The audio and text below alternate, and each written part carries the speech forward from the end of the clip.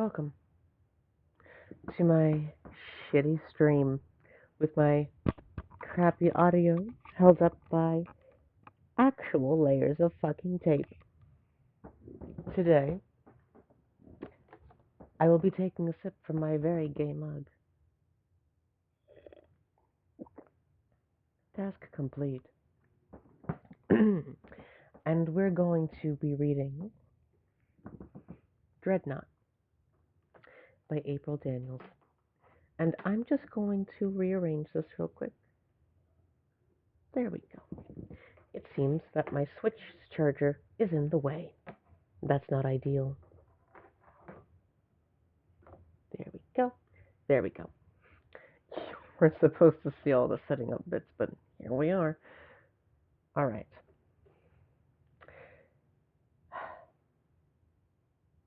Let's begin.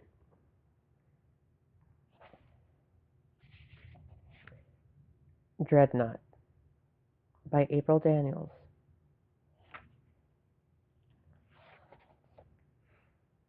Dedication for the girls still in hiding.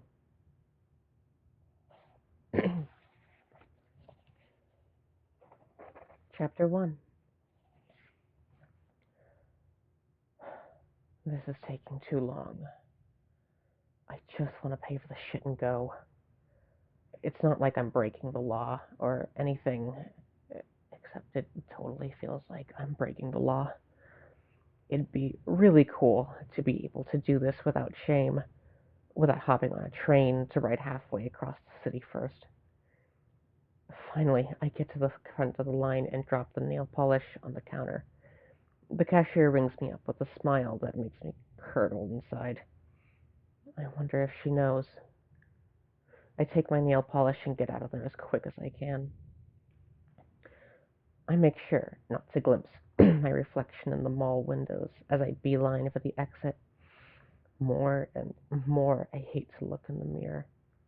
It's getting worse every day.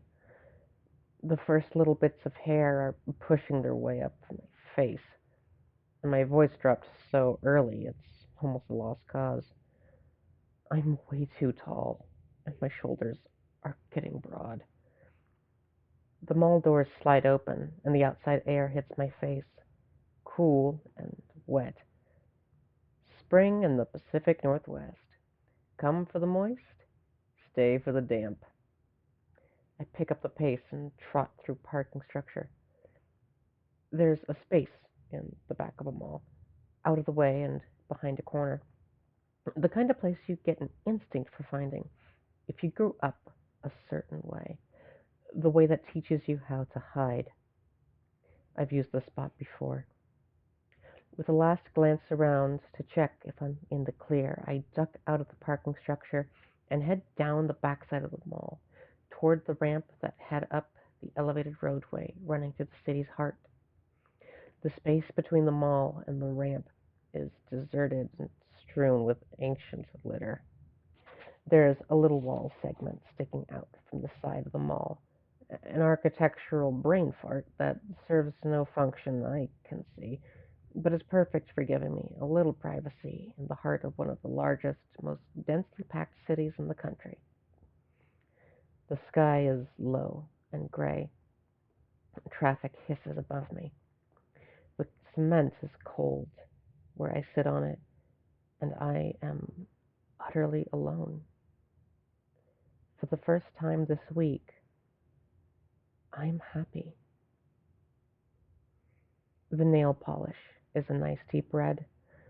I've been running mostly with blue recently, but I think it's time for a change. The cotton balls soak up remover and the blue polish rubs off my toes a bit at a time. It feels right. It feels necessary. Painting my toes is the one way I can take control. The one way I can fight back. The one way I can give voice to this idea inside me that gets heavier each year. I'm not supposed to be a boy. Sometimes I want to climb up on a table in the cafeteria and scream it at the top of my lungs. There's been a horrible mistake. I'm trapped on the wrong side. I'm not a boy. I won't be a man. I'm a girl. I'm a girl. I'm a girl. The lie is suffocating. Every time I have to play along, I feel like I'm betraying myself. Sometimes when I see myself in a mirror, I get a little jolt, a little splash of fear sluicing down my spine. Maybe I'm only imagining things. Sometimes I hope I am. There are things that don't make sense. Like, for instance, my junk. It doesn't bother me, but I feel like it's supposed to bother me. Isn't that how it's supposed to go? These changes in my body, I don't like them. I'm constantly getting surprised at all the different ways I don't like them. But the one thing I thought I could count on hating doesn't really bother me. I don't feel much about it one way or the other. And so the uncertainty is never far away.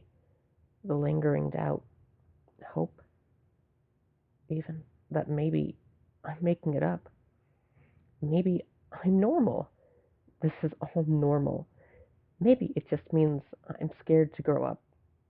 Maybe I'm just a freaky little boy with freaky little thoughts that don't mean anything. But then in health class, when the teacher starts talking about reproductive systems, I get this feeling of cold invasion. My body knows what it's missing, and being reminded of it is the worst feeling in the world. Obviously, I can't tell anyone about this. If it got back to Dad, he'd kill me. He's obsessed with making a good man out of me. You're a man now, he says, as his justification for friggin' everything. He wants me to be strong and boisterous and popular. It's bad enough I'm quiet and like to be alone. Bad enough I don't like sports, even after he forced me to join the football team. Bad enough I couldn't care less about cars. If he found out I might be a girl, well, I don't really want to think of what might happen. The dirty little secret about growing up as a boy is that you're not any good at it. They will torture you daily until you have the good graces to kill yourself. The posturing and the dominance games are almost inescapable. It's hard to walk from one end of the school to the other without getting shoulder checked in the halls.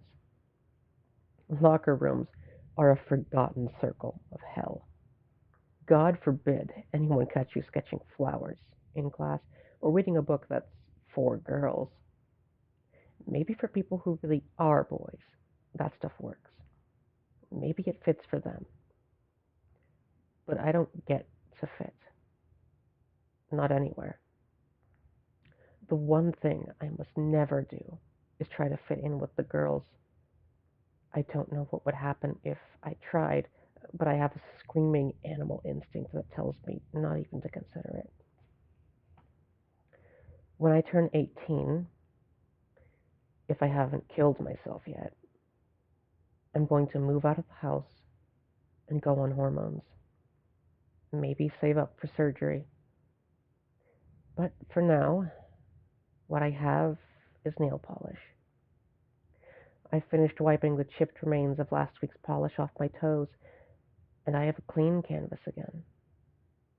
The air is cold.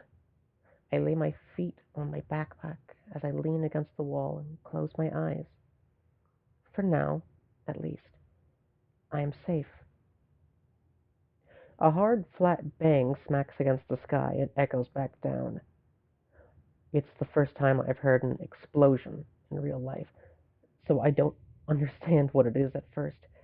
I get to my feet and peek around the wall, and there across the road, a black and red cloud is blooming from the top floors of an office tower. Another explosion rips through the building, blasts the top three floors to glass shrapnel, and like a stunned yokel, I just sit there and stare. Little bits of charred rubble begin to patter down around me, and I'm starting to think I should take cover when a painfully bright blue flash from the upper floors makes the whole world go dim for an instant. A blue laser punches out one side of the burning floors and sweeps the sky like a lighthouse. Oh, great. A superhero fight. Just frickin' wonderful. Yeah, yeah, superheroes are cool and all that, but it's insanely dangerous to be around them when they're fighting. They can't always keep the bad guys from hitting pedestrians. The concrete is cold against my back and shoulders, and I duck back behind the wall and try to press myself into the corner. An actual metahuman brawl, right across the street from me. What are the odds? If I keep my head down and I stay in cover, I should be okay. Maybe I should make a run for the door, get under a roof. No, that's too dangerous. I'll stay here. The Legion is usually pretty good about taking this kind of thing outside the city when they can. Another crump of impact, and then a flapping, fluttering noise. Something soft and heavy slams into the ground on the other side of this wall.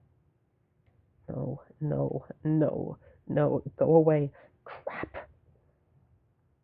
On my hands and knees, I peek around the painted cinder blocks again. There's a man lying there, crumpled up and broken. He wears a blue body glove and a charred and tattered white cape. Of course, I recognize him. He's probably the most famous person on the planet. Dreadnought. Mightier than a battleship, faster than a jet, and so on. He's not supposed to be lying in an alley. It's wrong and terrifying in ways that go straight through me. Hey, I call out to him. Dreadnought, are you okay? He only moans in response. Every bit of profanity I know comes leaking out of me in one long, hissing chain. I crane my neck to look back at the tower's top floors. Whatever could do this to a man like him is nothing I want to meet. Dreadnought, can you hear me? You have to get up. Dreadnought puts an arm under his body, tries to raise himself up. His arm shakes with the effort, and he collapses with a cry of pain. Chanting curse words like a prayer, I crawl out from my little hiding spot and grab him under the armpits. He's so heavy. Up close, I can see the things about him the cameras always miss. How deep the hollows under his eyes are. How heavily lined his face is. As he turns over, I go weak with shock. There's a hole in his chest, about the size of a golf ball, his suit charred and melted at the edges. It looks like it goes all the way through. Dreadnought tries to speak. It's just a slurring noise. He sounds different than he does on TV. His voice is higher and weaker than I expected. He tries again. Get out. Leave me. There's a giddy fear bubbling up beneath me. I manage to stop cussing long enough to say, there will be firefighters here soon. They'll help you. I drag Dreadnought away from the mall, toward the ramp. We'll hide under the road until the emergency crews arrive, and then I'll find some paramedics and I'll bring them back here. Kid, I'm done, he rasps. Save yourself. He's heavy and limp, but I manage to get him up over the concrete lip and drag him under the ramp. He grinds his teeth against the pain, but when I finally got him all the way into the deep shadows, he seems to relax a bit. In the distance, I hear sirens. A pale blue glow blooms across the backside of the mall. My hair begins to float on a static charge. A flat wave of blue light flits across the ground where Dreadnought landed. Once, twice. There's a snapping, hissing sound, and something else, an almost musical series of tones. My lungs are locked with fear. Besides me, I feel Dreadnought go statue still. Finally, the light fades, and the sound disappears. What the hell was that? I whisper.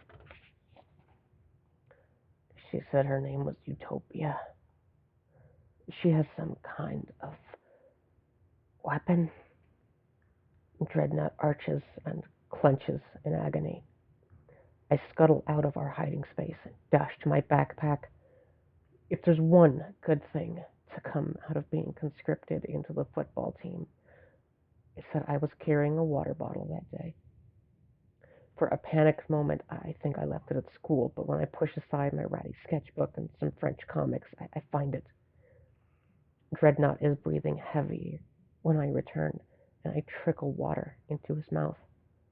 He drinks, but swallowing is difficult for him. What's your name, son? He asks. I'm Danny. Dreadnought's eyes focus on me like he's really seeing me for the first time. Christ, you're just a boy. I don't know why I can't lean into the familiar lie the way I do with everyone else. It just feels wrong to lie to Dreadnought, and it hurts that he thinks I'm a dude. I'm not a boy, I hiss at him. Don't be in such a hurry. You'll be a man. Dreadnought breaks off in a fit of hacking coughs. You'll be a man soon enough. More coughs rack his body. He seems to come to a decision. Guess that's it then. It's on you now, Danny. World needs Dreadnought. I am sorrier than you will ever know. Dreadnought reaches up to his chest, and his fingers seem to sink right into his breastbone.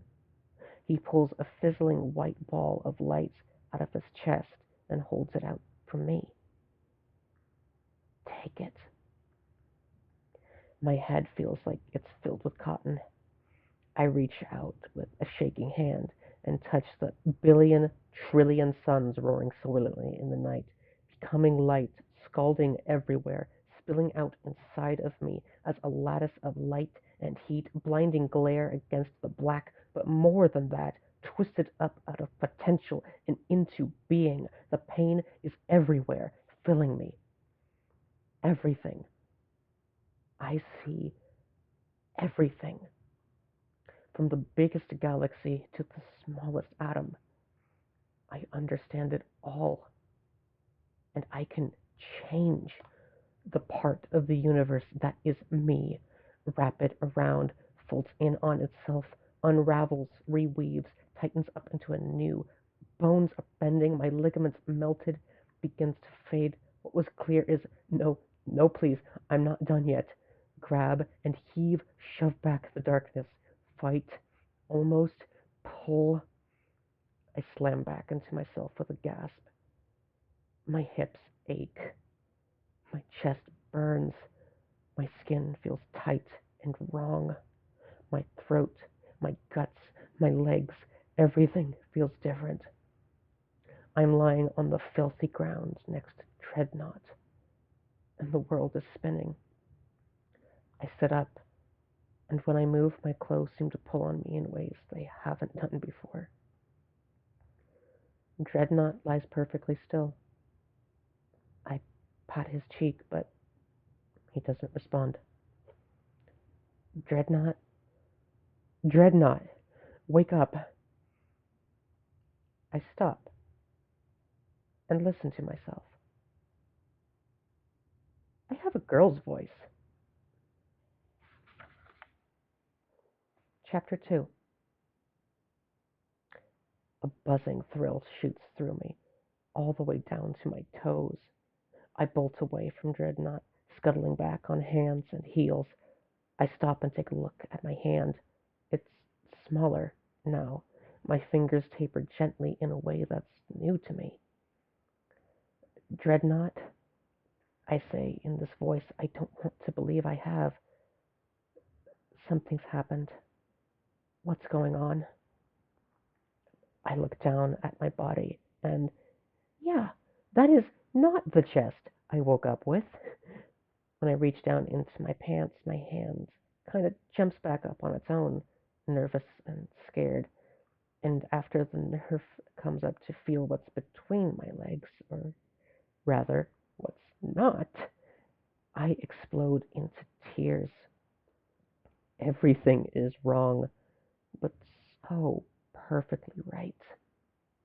I wrap my arms around my legs and rock back and forth.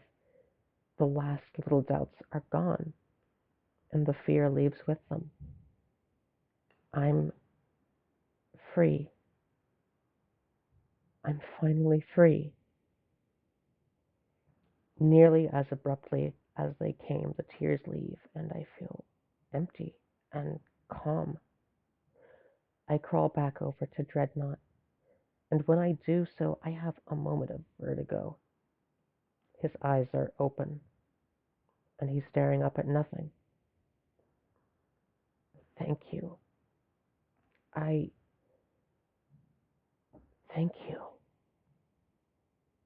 I reach over and close his eyes. A surge of almost painful affection and gratitude sweeps through me.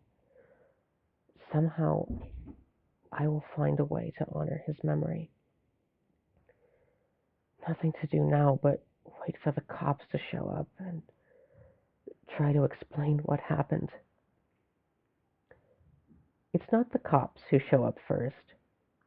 The cowgirl finds me sitting with my head in my hands on the concrete lip that separates the space under the ramp from the empty area behind the mall. I hear footsteps and look up. She's wearing a wide-brimmed gray hat and a red bandana around the lower half of her face. What I can see of her face makes me think she might be Latina.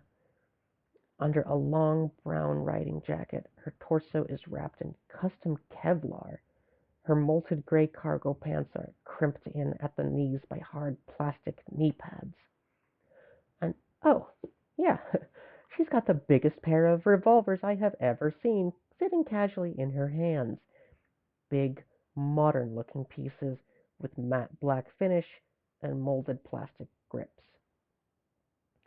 You okay? She asks, and I realize she's no older than me. Vigilantes are not, to put it mildly, unheard of in Newport City. I've never heard of one my own age. Who the hell are you? Name's Calamity. Is, that Dreadnought? Yeah, that's him. You two work together? No, I'm a might be particular about who I ride with, says Calamity. She holsters her guns in a belt hanging low on her hips.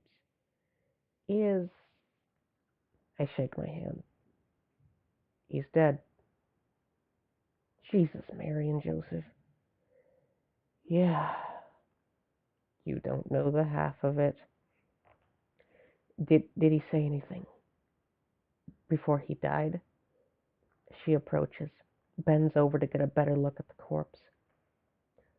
He said it was someone called Utopia, and that she had some new kind of weapon, I say. Do you... Wait, you're not with her, are you? Calamity scrunches her nose. Hell no. I was practicing my roof running when I saw the explosion and decided to come on over. All right, then. Who is she? I've never heard of a supervillain named Utopia. Calamity shrugs. Me neither. I've heard of most of the players that could do this. She's either really new or someone from the Little Leagues who got lucky. Calamity's eyes fix on me, and she asks, What's your name anyhow? I'm Danny. Calamity is silent for a long time. Well, Danny, she reaches up and taps a curly wire leading to an earbud taped into her ear. Cops say they'll be here in a few moments. We best be leaving. Why? If the police find you here, they'll want you to testify against a supervillain. Calamity shrugs. I'll not claim expertise on how things work from where you're from, but in my experience of the world, that is a poor choice of behavior. Might be you decide to keep your mouth shut. Might be Utopia doesn't take the chance. Best be leaving. When she puts it that way, I'm throwing all my crap into a bag and running next to her as she sprints from the parking garage's rear. Around us, I can see the occasional shopper huddling behind a car, waiting to see if it's safe to come out yet. We zip across the street, down an alley. She vaults a chain link fence like a gymnast on a high bar, and I'm up and over it too before I realized I should have had more trouble keeping up. Around another corner and down another alley, we slow to a stop. It's quiet here, and the sirens seem distant. Calamity looks at me, her brow knitted in confusion. You, on the track team or something? I realize I'm not winded. I'm a wide receiver, I say, which is true, but also not really an explanation for why I could mistake a dead sprint for a light jog. Whatever you say, Danny. I think we best part ways here.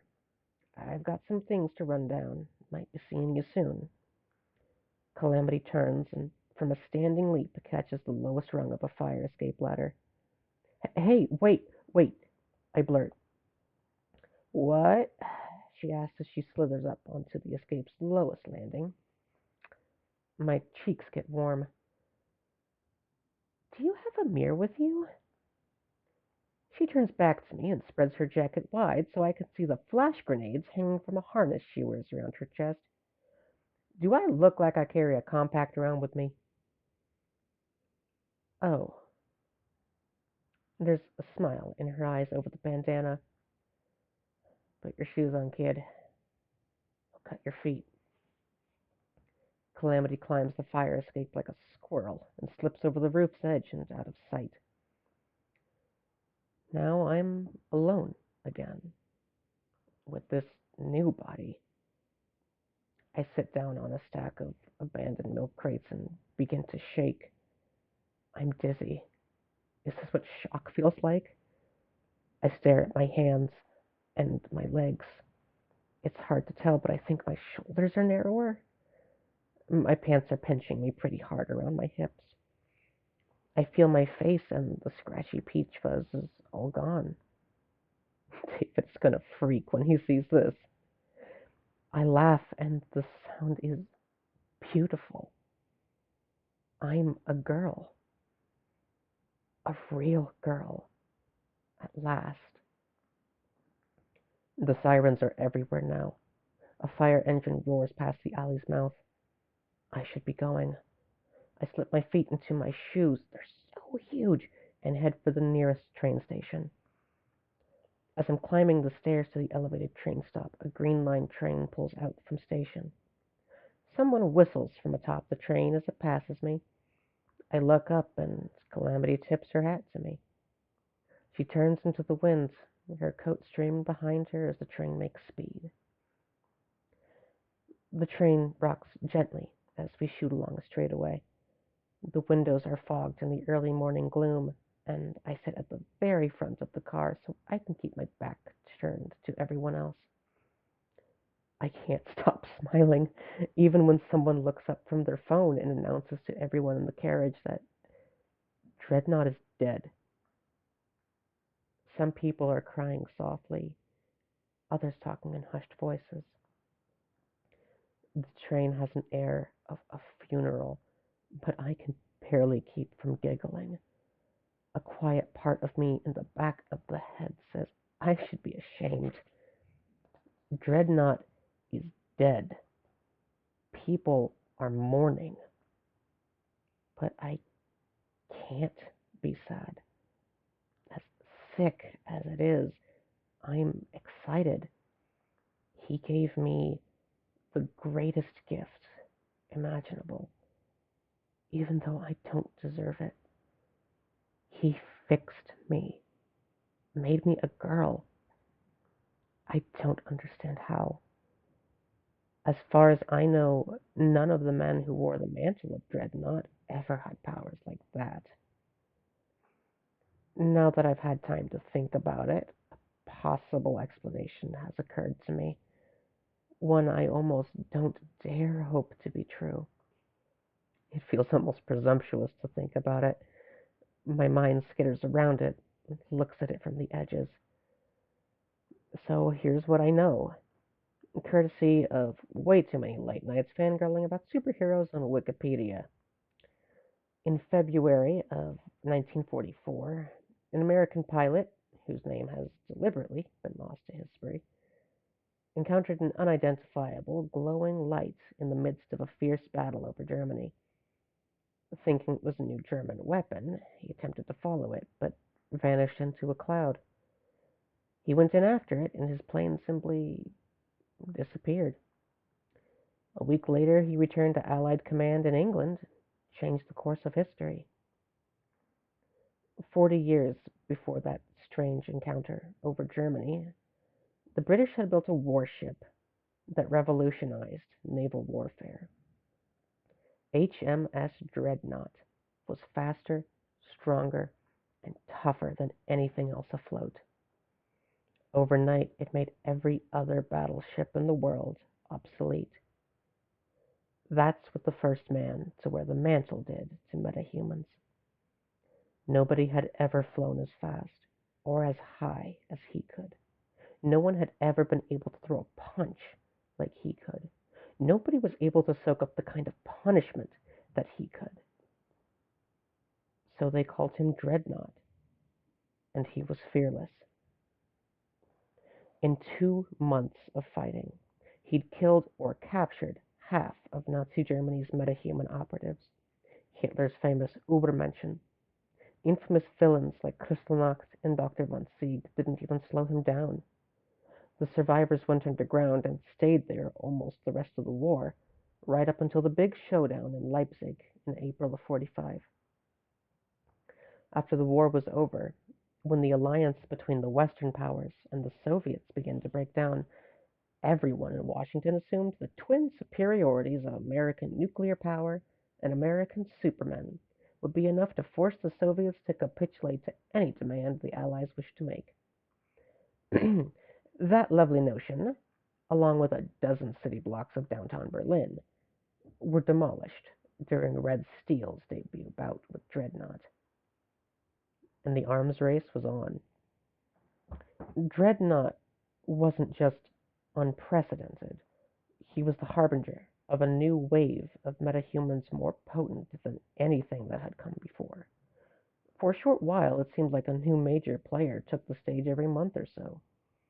All efforts to find the source of this new glut of powerful metahumans failed.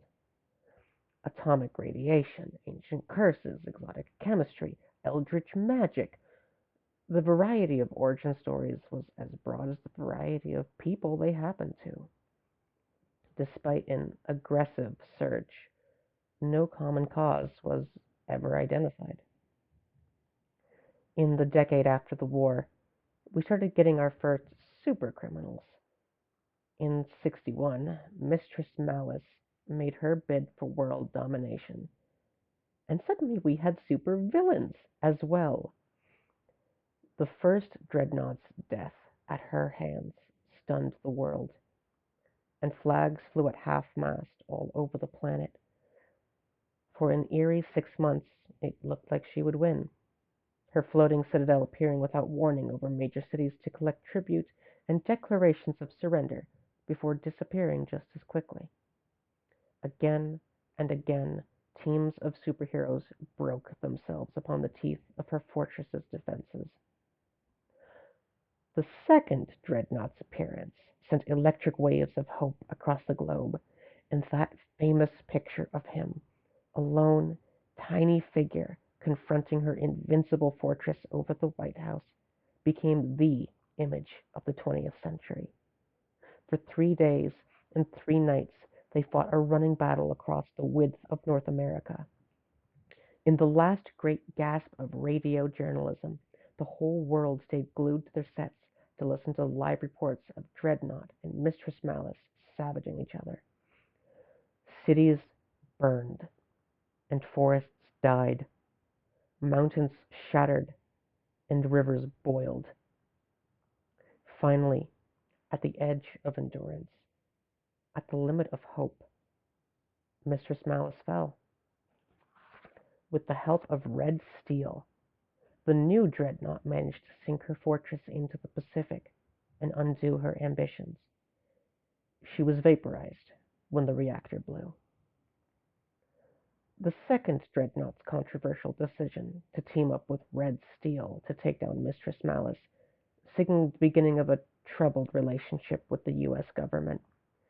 For Dreadnought personally, and for the superhero community in general, the turmoil of the civil rights movement in Vietnam split the happy relationship most American capes had enjoyed with their government, and over the course of the 70s, the first cape teams formed up as independent entities.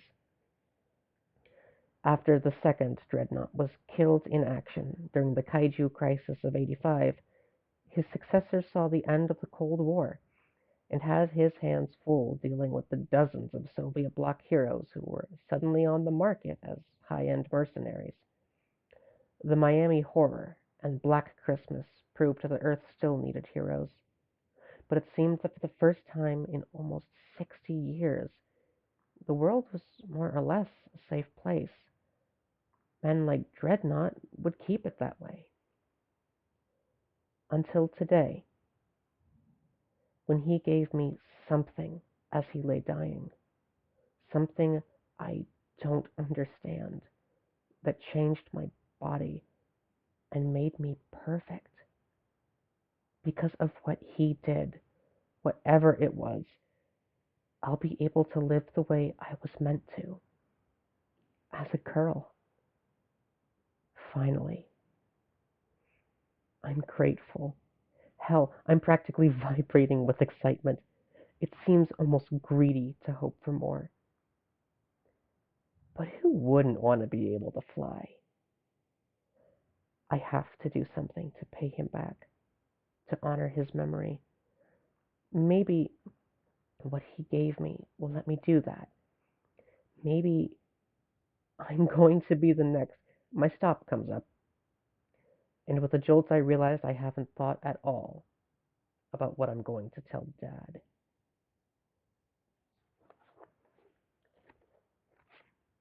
And we'll leave it there for the night.